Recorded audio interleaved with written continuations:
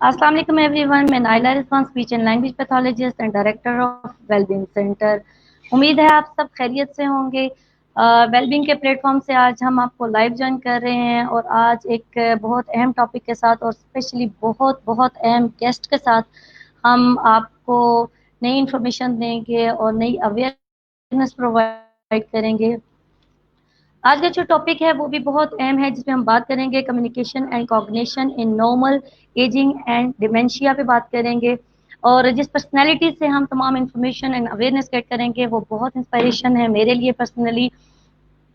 हम अपनी स्पीच की दुनिया की अगर बात करते हैं तो कुछ पर्सनालिटीज ऐसी होती हैं जिनसे अगर हम इंफॉर्मेशन नहीं ले पाते या उनसे स्टडी नहीं करते, पढ़ते नहीं हैं, तो हम बहुत कमी महसूस कर रहे होते हैं। और स्पेशली इस प्लेटफॉर्म से पे जब डिफरेंट प्रोफेशनल्स हमें ज्वाइन करते हैं और वो लोग जिनसे हमने पढ़ा तो नहीं होता लेकिन लाइव सेशंस में हम उनसे बहुत कुछ सीख रहे होते हैं, तो ये हमारे लिए बहुत ऑनर की बात होती है। स्पेशली मैं जिस गेस्ट को इंट्रोड्यूस करवाने जा रही हूँ, ना सिर्फ मैं उनसे बहुत कुछ सीखूंगी बल्कि तमाम देखने वाले जो बहुत शिद्दत से इंतजार कर रहे हैं कि किस टाइम मैम फायजा बदर आएंगी और उनको एजुकेट करेंगी, बताएंगी।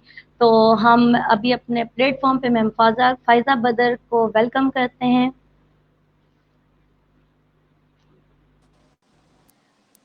अस्सलाम वालेकुम। अस्सलाम वालेकुम मैम, कैसी हैं आप? ठीक है। मैं ठीक हूँ, आप कैसी हैं? अल्हम्दुलिल्लाह अल्हम्दुलिल्लाह ma'am, thank you so much. एक अवेयरनेस प्लेटफॉर्म पे जब आप लोग आते हैं और सोसाइटी को अवेयर करते हैं तो ये हमारे लिए और स्पेशली तमाम सोसाइटी के लिए बहुत बड़ी बात होती है कि वो घर बैठे हुए और इतने इजी वे में बहुत कुछ सीख रहे होते हैं। और स्पेशली आप जैसे जो लोग होते हैं उनसे जब सीखते हैं तो ऑब्वियसली वो अपनी जिंदगियों में उसको प्रैक्टिकली यूज करते हैं, तो एक प्रोमिनेंट चेंज महसूस करते हैं। Thank you so much. नहीं नाइला, आई रियली अप्रिशिएट आप लोगों की ये एफर्ट जो आप लोग करते हो लोगों में अवेयरनेस क्रिएट करने के हवाले से। क्योंकि हम सब जानते हैं कि स्पीच एंड लैंग्वेज पैथोलॉजी जो है वो रिलेटिवली एक न्यू डिसिप्लिन है पाकिस्तान में, और अभी तक भी इस डिसिप्लिन के बारे में जो अवेयरनेस है वो इतनी नहीं है लोगों में। आम लोग नहीं जानते कि अगर वो कोई ऐसा केस फेस करते हैं या अगर वो अपने इर्द गिर्द कोई ऐसे शख्स से मिलते हैं जिसको याददाश्त से रिलेटेड किसी किस्म का कोई मसला आ रहा है, या वो महसूस करते हैं कि एक शख्स जो है वो आहिस्ता आहिस्ता अपनी नॉर्मल फंक्शनिंग में जो है वो दिक्कत महसूस कर रहा है सिर्फ इस वजह से कि उसको चीज़ें याद नहीं रहती, तो अक्सर लोग ये नहीं गेज कर पाते कि इस तरह की सिचुएशन में राब्ता किससे करना है। क्या वो किसी साइकोलॉजिस्ट से मिलें, ये कोई साइकोलॉजिकल फेज है लाइफ का, या इसका ताल्लुक जो है वो ब्रेन की चेंजेस के साथ है। तो I really appreciate your platform कि आपने इस प्लेटफॉर्म से जो है इस टॉपिक के अवेयरनेस क्रिएट करने के लिए स्टेप लिया। और मैं पूरी कोशिश करूंगी कि जो मेरी नॉलेज है या एक्सपीरियंस है वो आप लोगों के साथ शेयर कर सकूं। और आप लोगों के क्वेश्चन से हम भी बहुत कुछ सीखते हैं, क्योंकि जब आप हमसे कोई सवाल पूछते हैं तो उसके हवाले से हम भी ब्रेनस्टॉर्मिंग करते हैं, तो ये हमारे लिए भी एक अच्छी लर्निंग अपॉर्चुनिटी होती है। तो कोशिश करेंगे कि इस टॉपिक को जो है वो लेमन टर्म में और आसान अल्फाज में डिस्कस कर सकें। इंशाल्लाह इंशाल्लाह मैम। मैम सबसे पहले तो मैं आपके बारे में बताना चाहूंगी और स्पेशली आपसे पूछना चाहूंगी मैम कि इस फील्ड में कितने अरसा हो गया है, और ताकि हमारे को पता चल सके कि किस पर्सनैलिटी से वो गेट कर रहे हैं इंफॉर्मेशन। नाइला, मैंने 2003 में जो है वो मास्टर्स किया था क्लिनिकल साइकोलॉजी में। उसके बाद मैंने 2006 में जो है वो पोस्ट ग्रेजुएट डिप्लोमा किया था स्पीच थेरेपी एनआईआरएम से।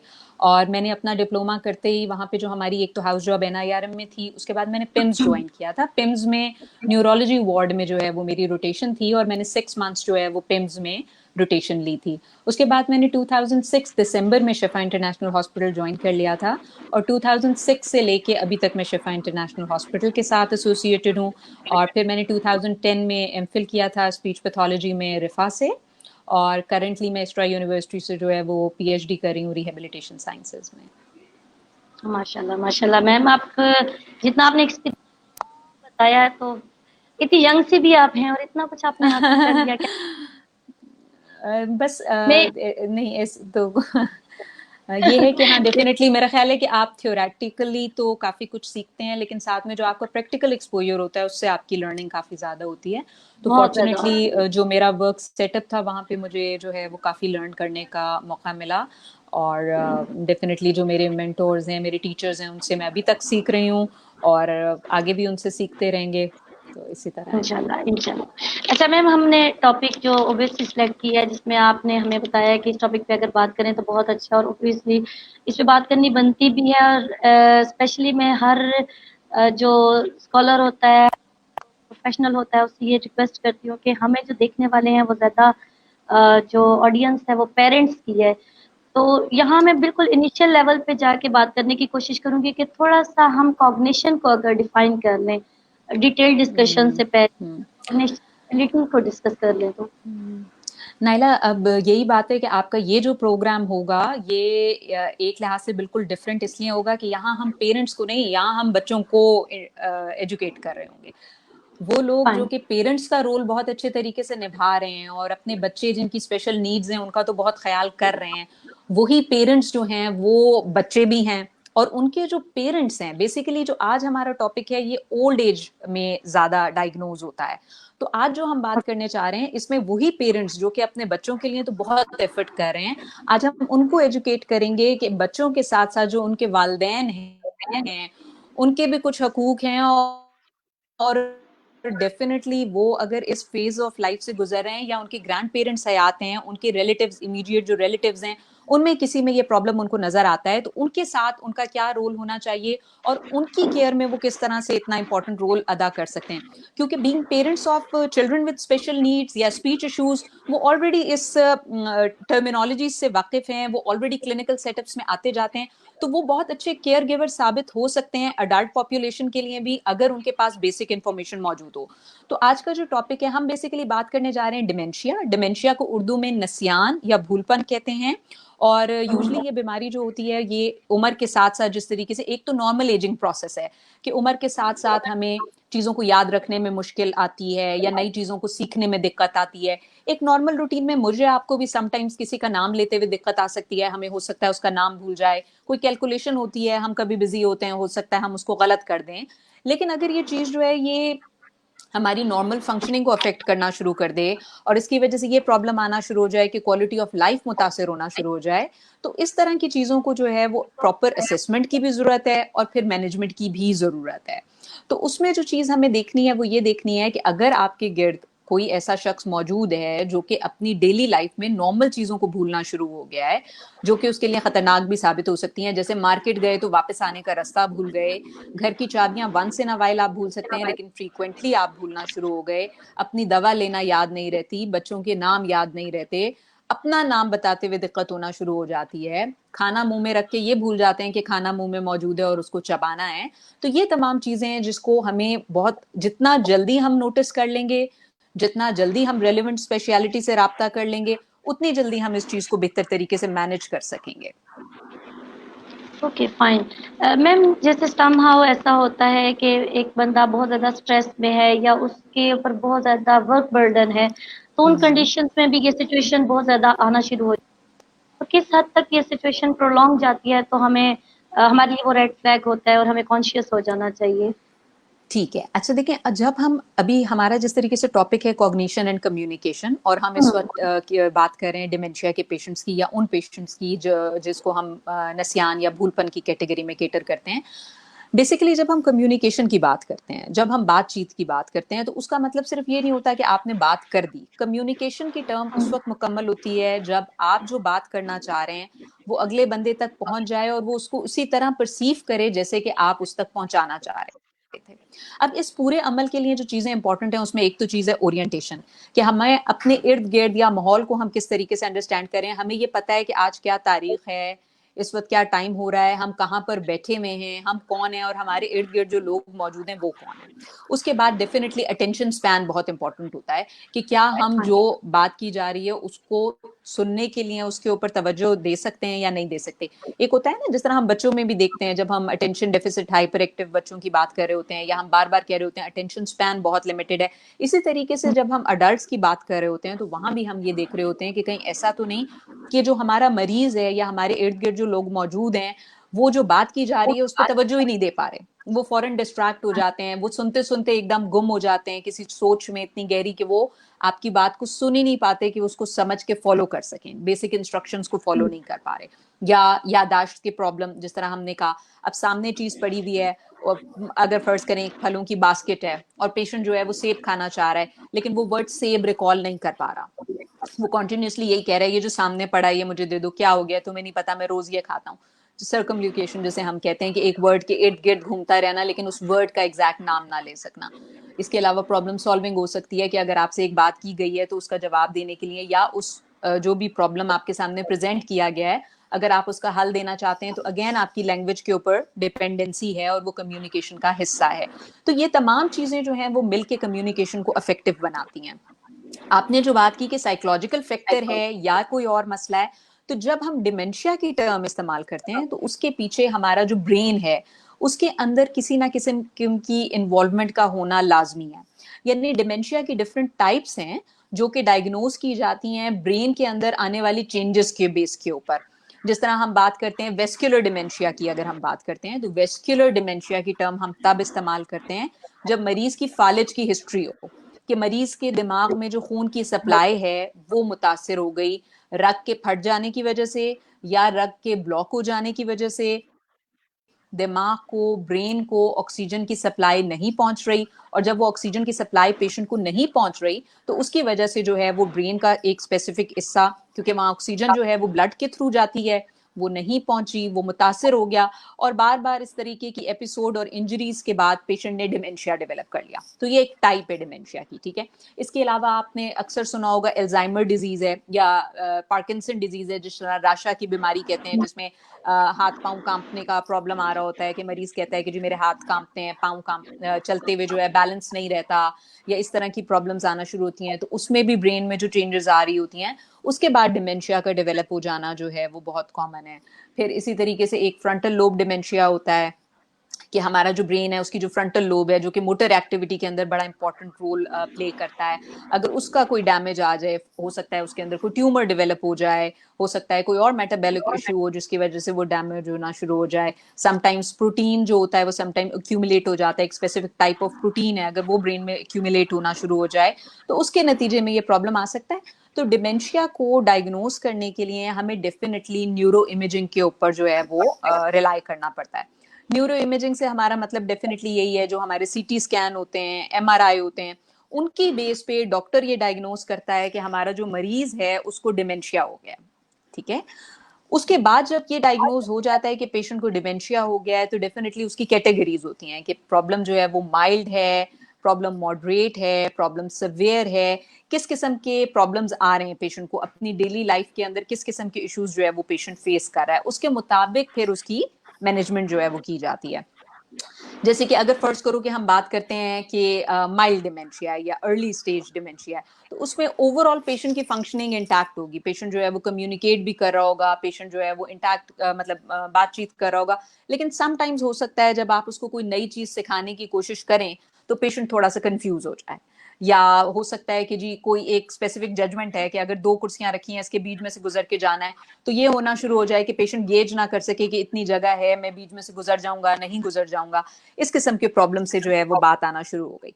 फिर उसके बाद जब मॉडरेट की तरफ हम जाते हैं तो ये वो पेशेंट्स होते हैं जिनको कुछ ना कुछ हेल्प रिक्वायर्ड होती है डेली लाइफ में, जो भी वो काम कर रहे होते हैं, मार्केट जाना है, मार्केट से वापस आना है, सौदा लेके आना है तो सौदे की लिस्ट लिख के देनी पड़ती है, याद नहीं रहता, कार्ड जो है वो जेब में रख देना पड़ता है कि जी रास्ता याद ना रहे तो कार्ड के ऊपर जो है वो फोन नंबर या घर का नंबर जो है वो मौजूद हो। समटाइम्स ये भी रिपोर्ट होता है कि पार्किंग में खड़े होके याद नहीं रहता कि गाड़ी का नंबर कौन सा था, अगर बस इतना याद है व्हाइट ऑल्टो है, अब ये याद नहीं आ रहा गाड़ी का नंबर कौन सा है, और दो तीन गाड़ियां उसी तरह खड़ी हुई हैं। तो बहुत सारे इस तरह के प्रॉब्लम्स आने शुरू हो जाते हैं जब पेशेंट मॉडरेट स्टेज में जाता है। और फिर जब हम सिवियर की बात करते हैं तो वहां पे पेशेंट्स यूजुअली जो होते हैं वो फिजिकली डिपेंडेंट हो जाते हैं, अपनी डेली नीड्स के अंदर डिपेंडेंट हो जाते हैं, खाने पीने के अंदर भी उनको हेल्प की जरूरत पड़ती है, रेस्ट रूम वगैरह अगर जाना है तो वहां पे भी उनको हेल्प की जरूरत पड़ती है। तो इस तरह के प्रॉब्लम्स फिर उस स्टेज पे आना शुरू हो जाते हैं। फाइन फाइन मैम, आपने बड़ी डिटेल से बताया, एक्सीलेंट। मैम मुझे ये बताएं कि इसमें टाइप्स जैसे आपने डिस्कस की कि टाइप्स होती हैं, तो थोड़ा सा उसको किया जाए, क्योंकि कुछ लोग होते हैं वो रास्ते सिर्फ बोलते हैं, कुछ लोग होते हैं जो सिर्फ नाम बोलते हैं, या वर्ड फाइंडिंग में इशू बहुत ज्यादा आना शुरू हो जाता है। तो एक तो इस सिचुएशन में क्या हम डिस्क्रिमिनेट कर सकते हैं कि ये कौन सी टाइप है? देखिए, जो साइंस एंड सिम्टम्स होते हैं ना नाइला, वो हमेशा ओवरलैपिंग होते हैं। अब जो नाम लेने की डिफिकल्टी है, वो चाहे कोई भी टाइप ऑफ डिमेंशिया हो, उसमें नाम लेने की डिफिकल्टी बहुत कॉमन है। वो नाम जो है वो दो तरह से, जिस तरह हम जब नेमिंग की बात करते हैं तो एक कन्फ्रंटेशनल नेमिंग होती है और एक रिकॉल होता है, ठीक है। कन्फ्रंटेशनल नेमिंग का मतलब ये है कि आपने चीज सामने रख दी और पूछा ये कौन, फॉर एग्जाम्पल आपने एक फैमिली फोटोग्राफ पेशेंट के सामने रख दी और पूछा ये कौन है, तो पेशेंट को उस स्पेसिफिक शख्स का नाम रिकॉल करने में डिफिकल्टी आ रही है जिसकी तस्वीर सामने मौजूद है। लेकिन अगर फर्ज करें, ये आपकी जो है वो कन्फ्रंटेशनल नेमिंग हो गई। रिकॉल के अंदर क्या होता है कि आपने कहा कि जी अच्छा मुझे कोई सी 3 सब्जियों के नाम बता दें जो कि सर्दी के मौसम में आती हैं, वो सब्जियां जो सिर्फ सर्दी में मिलती हैं, उन 3 सब्जियों के मुझे नाम बता दें। तो ये फ्री रिकॉल आ जाता है कि पेशेंट ने अपनी याददाश्त जो उसकी है, उस जो मेमोरी है, स्टोर है, उसके अंदर से उस वर्ड को, स्पेसिफिक वर्ड को रिट्रीव करना है और याद करके हमें उस चीज का नाम बताना है। तो अगर नेमिंग डिफिकल्टी की आप बात करते हो तो ये वो चीज है जो कि तमाम जितनी भी टाइप्स हैं डिमेंशिया की उसके अंदर हमने देखा है। तो टाइप्स में तो सिम्टम्स ओवरलैप करते हैं। हाँ, हम ये कह सकते हैं कि माइल्ड, मॉडरेट, सिवियर स्टेजेस में डिफरेंस होता है डिमेंशिया की, कि माइल्ड के अंदर जो है वो नेमिंग डिफिकल्टी इतनी प्रोनाउंस्ड नहीं होती, इतनी ऑब्वियस नहीं होती, लेकिन ये कि जो आपको सिवियर डिमेंशिया होता है वहां पे आपकी इवन जो बॉल एंड ब्लैडर मूवमेंट्स हैं वो भी कॉम्प्रोमाइज्ड होते हैं, आपकी ओवरऑल जो फिजिकल जो आपकी मूवमेंट होती है वो भी कॉम्प्रोमाइज्ड होती है। उसके अंदर आपको फॉल रिस्क बहुत ज्यादा बढ़ जाता है कि पेशेंट गिर ना जाए, स्लिप ना हो जाए। व्हील चेयर को लॉक रखना लाजमी है कि व्हील चेयर अगर रखी है और लॉक नहीं है तो वो मूव ना कर जाए। तो इस तरह की चीजों के अंदर जो है वो डिफरेंस आना शुरू हो जाता है। Fine fine. अच्छा, एक और मैम इसमें ये देखा जाए कि कुछ स्ट्रोक के पेशेंट होते हैं, उनकी लॉन्ग टर्म मेमोरी और शॉर्ट टर्म मेमोरी में भी बड़ा डिफरेंस नजर आता है। उन्हें मोस्टली पुरानी चीजें बहुत ज्यादा याद होती हैं, लेकिन जो कमिंग चीजें चल रही होती है रूटीन में वो नहीं याद आती। तो वो कहाँ फॉल कर रहे होते हैं? देखो, वो अगर फर्ज करो कि हम स्ट्रोक के अंदर जिस तरीके से, एक चीज तो हमें जहन में रखने की ये जरूरत है कि स्ट्रोक के पेशेंट्स में एफेजिया और डिमेंशिया दोनों चीजें साइड बाय साइड डायग्नोज हो सकती हैं। तो अगर आपके पेशेंट को इस तरह के इश्यूज आ रहे हैं तो ये भी देख लीजिए कि कहीं ऐसा तो नहीं कि वो अनडायग्नोज्ड एफेजिया का केस है और हम उसको डिमेंशिया के केस के तौर पर डील कर रहे हैं। जहां तक ताल्लुक है कि बिल्कुल ठीक कह रही हो, असल में प्रॉब्लम आ रही है लर्निंग में। डिमेंशिया में नई चीजों को सीखने में दिक्कत है, इसलिए जो पुरानी चीजें ऑलरेडी पेशेंट ने सीखी हुई हैं वो रिटेन्ड है, या जो पुरानी आप लॉन्ग टर्म मेमोरी की बात करी हो वो चीजें उनको इंटैक्ट हैं। प्रॉब्लम कहाँ पे आ रही है कि जो नई चीज है वो सीखने की सलाहियत क्योंकि मुतासिर हो गई है डिमेंशिया की वजह से, तो वो उस चीज को इतना क्वालिटेटिवली सीख ही नहीं पाते कि वो शॉर्ट टर्म मेमोरी से जो है वो लॉन्ग टर्म मेमोरी में जाए। जब हम शॉर्ट टर्म और लॉन्ग टर्म मेमोरी की बात कर रहे होते हैं तो जो कुछ भी हम सीखते हैं, जो कुछ भी हम एक्सपीरियंस करते हैं, वो एक सर्टन टाइम तक जब तक हमारी शॉर्ट टर्म मेमोरी में नहीं रहता, हम उसको रिपीट नहीं करते, हम उसको प्रैक्टिस नहीं करते, वो हमारे लॉन्ग टर्म मेमोरी स्टोर में स्टोर नहीं होती। तो डिमेंशिया के पेशेंट्स में हमेशा यही होगा कि जो आप नई चीज सिखाने की कोशिश कर रहे होगे या जो रिसेंट मेमोरीज होंगी वो पेशेंट जो है वो स्टोर नहीं कर पा रहा होगा, और जो लॉन्ग टर्म मेमोरीज होंगी वो उसकी इंटैक्ट होंगी मॉडरेट स्टेज तक। सिवियर स्टेज में लॉन्ग टर्म मेमोरी भी अफेक्ट हो जाएगी। Fine fine. अच्छा मैम, मोस्टली ये होता है कि जैसा आपने बताया है कि मिस डायग्नोसिस भी होते हैं, और दूसरा ये है कि कितना सीरियस लिया जाता है, क्योंकि जब ओवर एजिंग आना शुरू हो जाती है तो बाकी मसलों को ज़्यादा हाईलाइट किया जाता है, उनकी ट्रीटमेंट की तरफ ज़्यादा मूव किया जाता है। डिमेंशिया को कितना सीरियस लिया जाता है? मेरा ख्याल से अभी जिस तरह हमने बिल्कुल शुरू में बात की और जो बेसिकली आपके प्रोग्राम की एम है कि सीरियस इसलिए नहीं लिया जाता कि अवेयरनेस ही नहीं है। हम शायद ये नहीं समझ पाते कि अगर इसकी मैनेजमेंट टाइम से की जाए, इसमें जो स्पीच पैथोलॉजिस्ट का रोल है उसको अगर हम समझने की कोशिश करें कि हम किस तरीके से इंपॉर्टेंट रोल प्ले कर सकते हैं, पेशेंट फैमिली एजुकेशन की क्या इंपॉर्टेंस है जब डिमेंशिया की बात आती है, तो शायद इन चीज़ों को केटर इसलिए भी नहीं किया जाता कि लोगों के पास इस चीज़ के हवाले से अवेयरनेस नहीं है, और मिस डायग्नोसिस होने की वजह भी यही है। फिर दूसरी बात ये कि देखिए, हमें कुछ चीज़ों के में कल्चरल जो हमारे बैरियर्स हैं, हमारे फाइनेंशियल कंस्ट्रेंट हैं, उनको मद्देनजर रखने की ज़रूरत है। अगर हम बार बार बात करें कि जी डिमेंशिया जो है वो देखा गया है एज ए सेकेंडरी सिम्टम, देखा गया है स्ट्रोक में भी देखा गया है, स्ट्रोक के पेशेंट में, या वेस्कुलर डिमेंशिया की हम बात कर रहे हैं, या हम बात करें फ्रंटल लोब के डैमेज के बाद देखा गया है, तो ये वो पेशेंट्स हैं जिनको सिर्फ याददाश्त में डिफिकल्टी नहीं आ रही, डायबिटिक भी हो सकते हैं, हाइपरटेंसिव भी हो सकते हैं, उनके जो हेल्थ इश्यूज हैं वो प्रायोरिटी पे आ जाते हैं। और वो नेचुरल चीज है कि एक पेशेंट है, अगर फर्ज करो कि वो मूव नहीं कर पा रहा, तो हमें उसकी मूवमेंट को भी बेहतर बनाना है, बेड सोर से भी प्रिवेंट करना है, उसकी लैब्स को भी मेंटेन करना है कि उसकी डायबिटीज भी कंट्रोल रहे, उसका कोलेस्ट्रॉल लेवल भी मेंटेन रहे। इन तमाम चीजों को देखने की जरूरत है। अगर कार्डिक इश्यूज हैं तो वो हमारी प्रायोरिटी लिस्ट के ऊपर आ जाएंगे। हम पार्किंसन की बात कर रहे हैं तो अगर पार्किंसन रिलेटेड इश्यूज आना शुरू हो गए हैं तो उसको देखना, तो मतलब बड़ा चैलेंजिंग हो जाता है। डेफिनेटली मल्टी डिसिप्लिनरी अप्रोच की जरूरत होती है जब भी हम डिमेंशिया को डील कर रहे होते हैं। ऑक्यूपेशनल थेरेपिस्ट का अपना रोल है, स्पीच थेरेपिस्ट का अपना रोल है, फिजिकल थेरेपिस्ट का अपना रोल है, और डेफिनेटली इन सब लोगों का जो रोल है उसमें जो सबसे इंपॉर्टेंट चीज है वो पेशेंट फैमिली एजुकेशन है। जैसे कि मैंने शुरू में भी कहा कि इस वक्त आपके प्लेटफॉर्म में वो लोग जो कि एज ए पेरेंट इस प्रोग्राम को सुन रहे हैं, वो इस प्रोग्राम को एज ए चाइल्ड सुने तो फिर वो ज्यादा बेहतर तरीके से रिलेट कर पाएंगे इस प्रोग्राम के साथ कि हमारा क्या फर्ज है अपने वालिदैन की तरफ या उन अडल्ट्स की तरफ या हमारी सोसाइटी में अगर कोई ऐसा शख्स मौजूद है, क्योंकि ये बहुत डेंजरस हो सकता है। इसके अंदर सेल्फ इंजरी का चांस बहुत ज्यादा है, रिस्क ऑफ फॉल बहुत ज्यादा है। खुदा ना खास्ता अगर पेशेंट जो है वो कहीं रास्ता भूल जाता है, पेशेंट डायबिटिक है और हाइपोग्लाइसीमिया में चला जाता है, शुगर लेवल कम हो जाती है, गाड़ी वगैरह मतलब वो इतना ओरिएंटेड नहीं है, सड़क क्रॉस करते हुए उसको किसी किस्म का हादसा पेश आ जाता है, तो ये तमाम चीजें हैं जिसके ऊपर हमें बहुत इनिशियल स्टेज पे ही गौर करने की जरूरत है। क्योंकि जब इनिशियल स्टेज पे ये प्रॉब्लम डायग्नोज हो जाता है तो फिर इसकी मैनेजमेंट बेहतर तरीके से की जा सकती है। देखिए, एक चीज होती है ऑगमेंटेटिव ऑल्टरनेटिव कम्युनिकेशन। जब भी डिमेंशिया की बात होगी तो एक चीज जो हमें जहन में रखनी है वो ये है, ऑगमेंट का मतलब क्या है कि जो स्पीच हमारे पास मौजूद है, जो चीज जो हम जिस तरीके से कम्युनिकेट कर रहे हैं उसको हम कैसे सपोर्ट कर सकते हैं। ठीक है, ऑगमेंट का मतलब है सपोर्ट करना। ऑल्टरनेट की टर्म हम इस्तेमाल करते हैं कि इसकी जगह दूसरी क्या चीज इस्तेमाल की जा सकती है।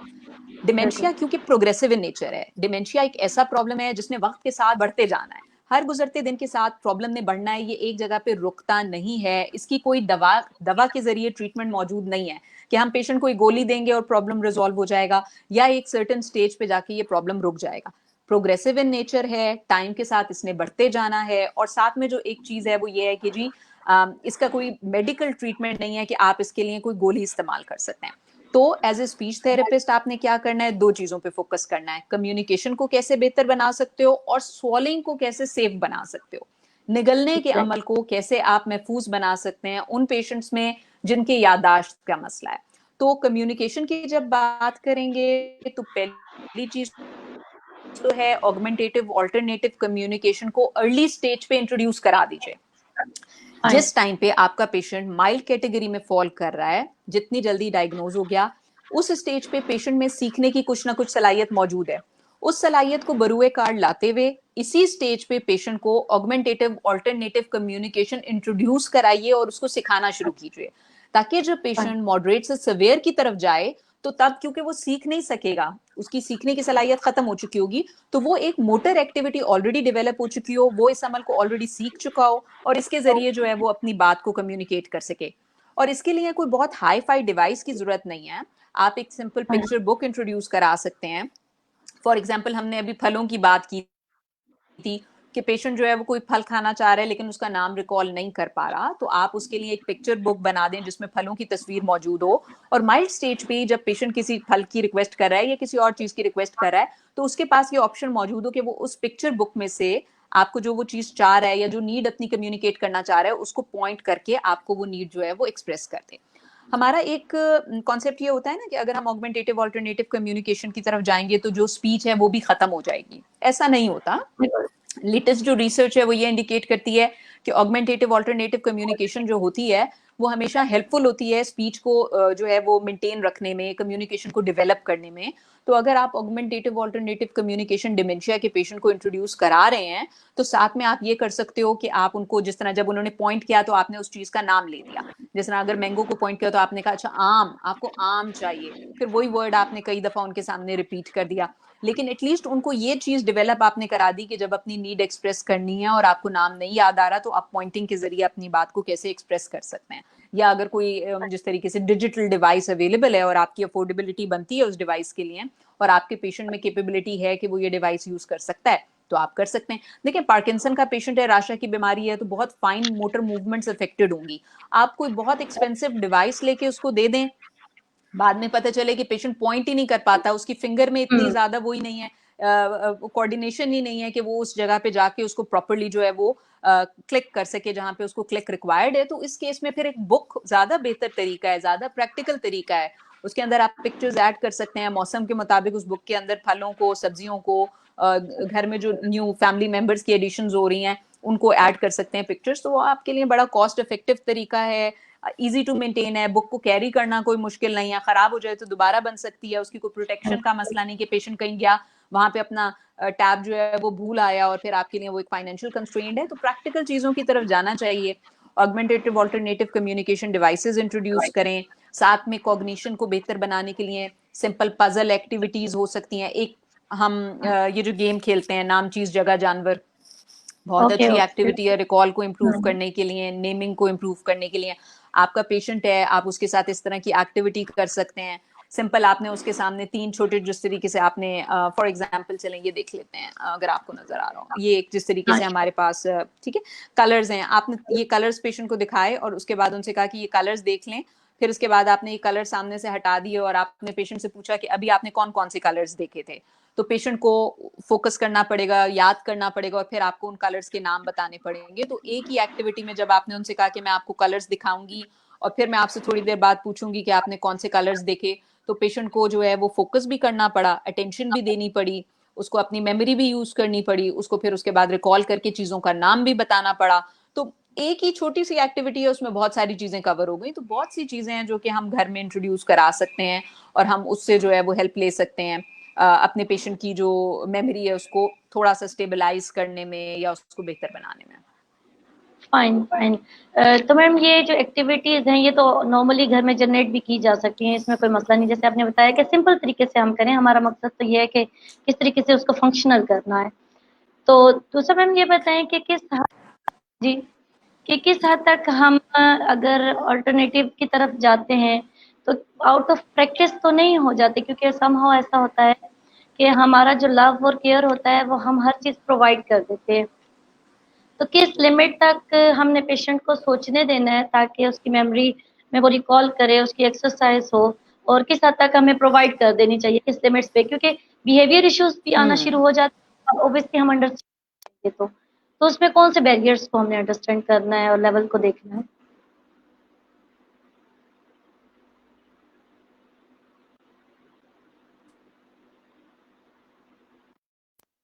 जी मैम, आपको मेरी आवाज आ रही है? जी आपको मैम मेरी आवाज आ रही है?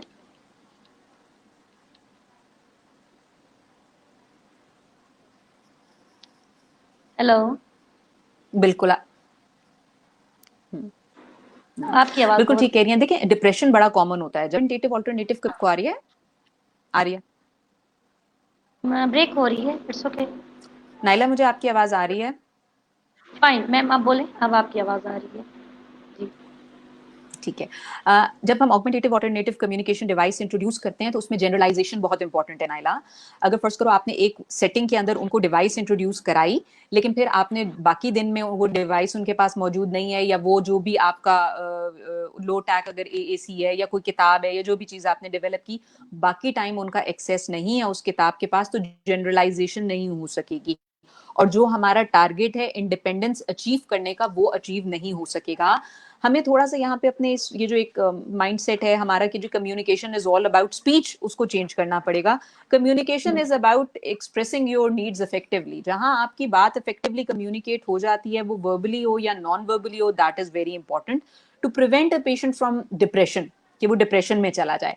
हाँ, लेकिन हमें उसके साथ जो एक्टिविटीज करनी है कि वो बिल्कुल ही पॉइंटिंग पे आ जाए, ये चीज हम नहीं इसको इनकरेज करते। जो स्पीच थेरेपी एक्टिविटीज हैं वो प्लान्ड होनी चाहिए और फिर उसके अंदर जनरलाइजेशन का फैक्टर मौजूद होना चाहिए। आप एक सेट फॉर्मल सेशन पेशेंट के साथ स्पीच थेरेपी के या उसकी मेमोरी पे काम करने के करें, और उसके बाद जो चीज आपने, जो भी चीज आप इंट्रोड्यूस कर रहे हैं वो फंक्शनल इन नेचर हो। आप पेशेंट को वो चीजें इंट्रोड्यूस कराएं जो कि उसके यूज की हो और उसके लिए प्रैक्टिकल भी हो। एक पेशेंट को जिस डिमेंशिया के साथ पेशेंट है उसको ऑस्ट्रिच का कॉन्सेप्ट देना, जीब्रा का कॉन्सेप्ट देना, ये चीजें शायद उसके लिए इतनी हेल्पफुल नहीं है। इसके लिए जरूरी है कि उसके पास ऐसी चीजों की विकैबुलरी हो जो कि वो अपनी डेली नीड्स को एक्सप्रेस करने के लिए यूज कर सके। तो हमेशा एक फंक्शनल वर्ड्स की लिस्ट मौजूद होनी चाहिए जिसके ऊपर आप रेगुलर बेसिस पे काम करें और कोशिश करें कि पेशेंट वो नीड्स जो है वो वर्बली एक्सप्रेस करे। इसके अलावा साथ साथ वो बुक इसलिए जरूरी है कि अगर फर्ज करें टाइम के साथ प्रॉब्लम प्रोग्रेस कर जाता है तो उस टाइम पे आप बुक को इंट्रोड्यूस कराएंगे या एएसी को इंट्रोड्यूस कराएंगे, तो पेशेंट बुक को इंट्रोड्यूस करा के जनरलाइज कराना, दोनों चीजें लाजमी है, क्योंकि इवेंचुअली टाइम के साथ जो वर्बल कम्युनिकेशन है उसने इम्पेयर्ड होना है, प्रॉब्लम प्रोग्रेसिव इन नेचर है। तो हमें यहाँ पर ये चीज समझने की जरूरत है कि इस केस में शायद बाकी सिनेरियो से ये सिचुएशन डिफरेंट है, और यहाँ पे हमें ऑगमेंटेटिव ऑल्टरनेटिव कम्युनिकेशन को अर्ली इंट्रोड्यूस करा के, जनरलाइज करा के पेशेंट को उसमें बहुत ज्यादा प्रोफिशिएंट करने की जरूरत है। और अगर मैम ऐसा नहीं किया जाता, जैसे कि नॉर्मली नहीं ही किया जाता, तो उसके क्या इफेक्ट्स होते हैं?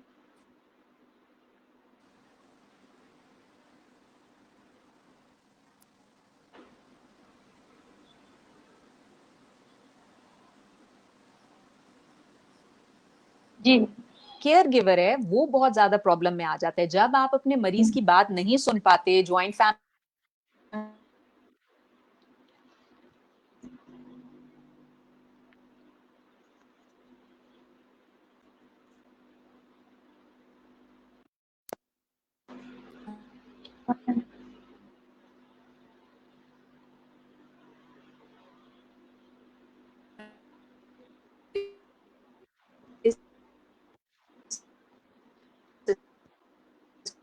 सॉरी मैम, हम आपको सुन नहीं पा रहे। में आप रह रहे हैं, आपके ऊपर और बहुत सारी लाइबिलिटी है। अगर आपका पेशेंट, आपने ऑगमेंटेटिव ऑल्टरनेटिव कम्युनिकेशन बता सकता रिलीजियसली, मॉरली, एथिकली, क्या हम उनसे मिसबिहेव करें या हम उनके सामने एजिटेशन शो करें।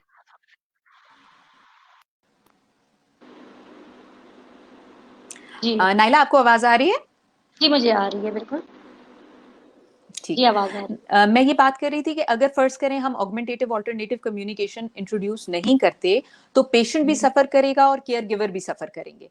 केयर गिवर इसलिए सफर करेंगे कि जब हम मरीज की बात नहीं सुन पाते तो हम एजिटेट हो जाएंगे, और हम फिर अगर उनके ऊपर मतलब एजिटेट हो जाएंगे, गुस्सा करेंगे या इरिटेशन शो करेंगे, तो बाद में फिर हम मॉरली, एथिकली बहुत ज्यादा डिप्रेस फील करेंगे या हम उसको अच्छा नहीं फील करेंगे।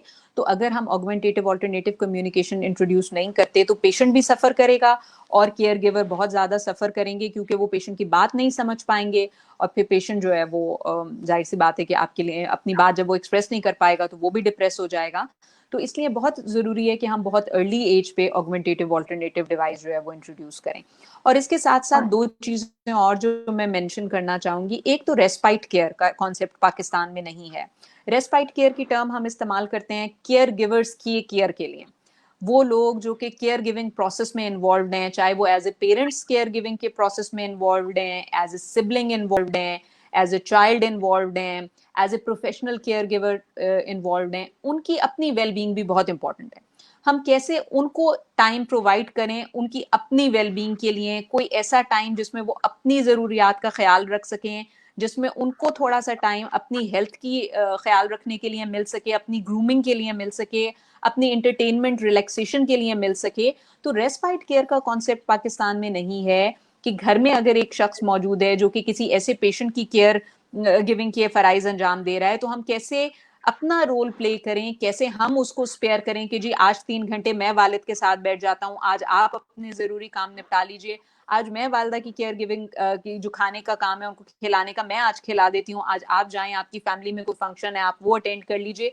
कैसे हम सबको ये चीज समझनी है कि हर शख्स ने अपना रोल प्ले करना है, और ये जिम्मेदारी किसी एक शख्स पे हमने नहीं डालनी है, और हर शख्स जो है वो इस बात को समझने की कोशिश करे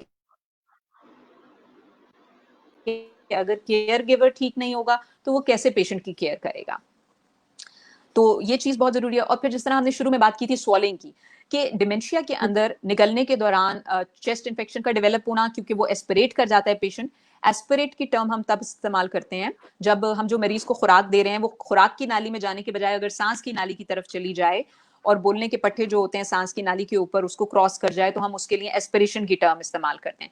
अक्सर हमने देखा है बुजुर्गों में नमूनिया डेवलप हो जाता है। तो नमूनिया डेवलप होने की एक बड़ी वजह क्या होती है कि मरीज जब खाना खा रहा होता है तो वो रियलाइज नहीं करता कि मुंह में खुराक मौजूद है, या मुंह में स्लाइवा बनता रहता है, थूक बनता रहता है और मरीज उस थूक को नहीं निगलता, तो जब आप उसके मुंह में पानी डालते हैं या खुराक डालते हैं तो वो अमाउंट इतनी ज्यादा हो जाती है कि पेशेंट उस पर चोक कर जाता है। तो जब भी आप किसी ऐसे पेशेंट को केयर प्रोवाइड कर रहे हैं या आपकी फैमिली में कोई ऐसा शख्स मौजूद है जिसकी याददाश्त का मसला है, तो उनके साथ या बुजुर्गों के साथ जब भी आप काम कर रहे हैं तो प्लीज इंश्योर करें कि आपने मरीज को सही पोजीशन में बिठाया हुआ है। खुराक जो आप उसको दे रहे हैं वो आपने चेक करना है कि अगर आपको लग रहा है कि बार बार उसको खांसी हो रही है, आंखों से पानी जारी हो जाता है, सांस लेने में दिक्कत होती है, तो आप प्लीज स्पीच पैथोलॉजिस्ट से राब्ता करें, उसकी स्वॉलिंग की डिटेल इवेल्युएशन कराएं और उसके बाद उसको मुंह से खुराक दें। गुड मैम, स्पेशली मेरे ख्याल में इन तमाम डिस्कशन, तमाम क्वेश्चंस के आंसर के बाद हर शख्स को ये मालूम हो गया होगा कि ये कितना सीरियस इशू है और इस पर हमें ज़रूर फोकस करना होगा। वक्त के साथ साथ ये पढ़ने वाली चीज़ है, तो ऑब्वियसली अगर इनिशियल लेवल पे देख लेंगे तो वो ज़्यादा अच्छा हो जाएगा। मैम, ये तो पता चल गया होगा सुनने वालों को, आप बताएं कि अगर वो कॉन्शियस होते हैं तो सबसे पहले उन्हें क्या स्टेप लेना चाहिए, किन प्रोफेशनल्स की तरफ करना चाहिए, और किस किस तरीके से उन्हें स्टेप स्पीच पैथोलॉजिस्ट के पास भी आना चाहिए, किन सिम्टम्स के साथ अगर पेशेंट उन्हें नजर आता है तो वहां पे भी आना चाहिए, प्लीज फ्रेंड। ठीक है, देखिए ये बेसिकली प्योरली न्यूरोलॉजिस्ट के डोमेन में आता है। ठीक है, आप न्यूरोलॉजिस्ट के पास लेके जाएंगे पेशेंट को अगर आपको लगता है कि या आपकी फैमिली में कोई हिस्ट्री है, आपके वालिदैन ये बताते हैं कि जी मेरे जो वालिद थे उनको भी यही प्रॉब्लम था और वो रास्ता भूल जाते थे और मस्जिद जाते थे तो वापस नहीं आ पाते थे, और इस तरह की कोई चीज़ रिपोर्ट करते हैं, या आप खुद देख रहे हैं कि ग्रैंड पेरेंट्स में भी इस किस्म का मसला है, तो आप सबसे पहले न्यूरोलॉजिस्ट से मिलें। न्यूरोलॉजिस्ट के पास जब आप जाएंगे तो वो ऑटोमेटिकली आपको डेफिनेटली स्पीच पैथोलॉजिस्ट के पास रेफर करेंगे असेसमेंट के लिए, जिसके लिए हमारे पास डिफरेंट टूल्स अवेलेबल होते हैं। कॉग्निशन की असेसमेंट के फॉर्मल टूल्स हैं जिसके ऊपर असेस करके हम ये बताते हैं कि जी पेशेंट इस टाइम पे माइल्ड, मॉडरेट या सिवियर डिमेंशिया कहाँ पर है और उसके मुताबिक मैनेजमेंट दी जाती है। अगर आपका न्यूरोलॉजिस्ट आपको स्पीच के पास रेफर नहीं करता है स्पीच पैथोलॉजिस्ट के पास, तो अगर आप ये महसूस करते हैं कि आपका पेशेंट बात को सुन के समझ नहीं पा रहा या बोलने में उसको दिक्कत बढ़ती जा रही है, वो जब बात करता है तो वो बीच में मैं क्या कह रहा था, वो जो होता है वो कहाँ रख दिया, वो जो चीज थी वो जो कल यहाँ पड़ी हुई थी, और वो स्पेसिफिक वर्ड पे नहीं आ पाता, इस तरह के कोई साइंस एंड सिम्टम्स नजर आना शुरू होते हैं। या आप कहते हैं कि जी आप रोज चाबी भूल जाते हैं, रोज कमरे की लाइट बंद करना भूल जाते हैं, आपको याद नहीं आ रहा पेशेंट को कि ये मशीन किस तरीके से चलती थी, दवा लेना भूल गए, टेलीफोन नंबर भूल गए, या इस तरह के साइंस एंड सिम्टम्स हैं, तो बेहतर है कि आप खुद से स्पीच पैथोलॉजिस्ट या थेरेपिस्ट से राब्ता कर लें। बिल्कुल बिल्कुल ma'am, thank you so much, बहुत शुक्रिया कहूँगी। स्पेशली ये वो डिस्कशन थी जो इग्नोर होती आ रही थी और इस पे बात करना बहुत ज़रूरी था। और स्पेशली मैं ये कहूँगी कि सुनने वालों को इतना पता चला होगा कि किस तरीके से हमने इन छोटे छोटे इश्यूज को अर्ली स्टेजेस पे हैंडल करना है, तब जाके हमारा एक जो लाइफ है वो ईजी होगी। और स्पेशली डेली लिविंग को अगर देखा जाए, जिसपे तमाम रिहैब टीम का एक फोकस होता है कि पेशेंट को इंडिपेंडेंट किया जाए, तो इस चीज़ को अंडरस्टैंड किया। और thank you so much ma'am, बहुत शुक्रिया आपने टाइम दिया और स्पेशली इस इतने अहम टॉपिक को डिस्कस किया, बहुत शुक्रिया ma'am. You welcome, any time. And thank you so much ma'am. Obviously speech में ही बहुत सी फील्ड्स हैं, बहुत वेरिएशंस हैं। मैं ये ज़रूर चाहूँगी कि ऑब्वियसली जैसे इस चीज़ को हमने डिस्कस किया, फर्दर जब भी आपको टाइम मिलता है और हम आपसे कोऑर्डिनेट करते हैं तो हमें हमारी रिक्वेस्ट को ज़रूर कंसिडर करें, जैसे इस दफ़ा किया। मेरी नहीं, जी मेरी बिल्कुल। डेफिनेटली बहुत पूरी कोशिश होगी नाइला, और मैं फिर वही कहूंगी कि आपकी जो एम है और जो इस पूरे प्रोग्राम के पीछे जो आपका ऑब्जेक्टिव है कि जनरल अवेयरनेस क्रिएट की जाए, तो वो डेफिनेटली एक बड़ा हमारे लिए भी प्रिविलेज है कि हम we are part of it, कि हम ये अवेयरनेस क्रिएट करें। और अगर बाद में भी इसके ऊपर स्ट्रीमलाइन पे कोई क्वेश्चंस हुए तो मैं definitely I would love to answer them, और आप मुझसे उसमें राब्ता कर सकते हैं। ज़रूर ज़रूर, thank you so much ma'am, बहुत थैंक यू सो शुक्रिया। मच, ओके, थैंक यू, अल्लाह हाफिज। जी एवरीवन, आपने देखा कि कितनी अहम डिस्कशन थी और स्पेशली ये वो पर्सनालिटीज़ हैं जिन्होंने अपनी ज़िंदगी का एक बड़ा हिस्सा इस फील्ड को दिया हुआ है और एक तजर्बा है जिसके बिहाफ पे ये आप लोगों को गाइड करते हैं, हमें गाइड करते हैं। और स्पेशली उन टॉपिक को डिस्कस करने की हम लोग कोशिश करते हैं जो हमारी सोसाइटी में इग्नोर होती आई हैं और इग्नोर हो रही हैं, किस तरीके से हम उनको फोकस करके उनके डायग्नोसिस की तरफ जाके, उनकी मैनेजमेंट की तरफ जाके अपनी ज़िंदगी को भी आसान बना सकते हैं और अपने केयर गिवर की ज़िंदगी को भी आसान बना सकते हैं। मैम फायजा बदर की बात को मैं कंटिन्यू करते हुए ये कहूँगी कि जिस तरीके से हमारा पेशेंट हमारे लिए बहुत अहम होता है, इसी तरीके से एक केयर गिवर भी बहुत अहम होता है। जब तक वो अपनी सेहत का ख्याल नहीं रखेगा, तब तक पेशेंट का ख्याल रखना इंतहाई मुश्किल है। हर शख्स की ज़िंदगी, सेहत और जो लेवल है वो इम्पॉर्टेंट है, उसी तरीके से जिस तरीके से एक पेशेंट का होता है। इसको हम कंटिन्यू रखेंगे और फर्दर एक नए टॉपिक के साथ, एक नए गेस्ट के साथ आपको अपने लाइव प्रोग्राम में ज्वाइन करेंगे। अपना बहुत सा ख्याल रखें और हमें भी दुआ में याद रखें। अल्लाह हाफिज़।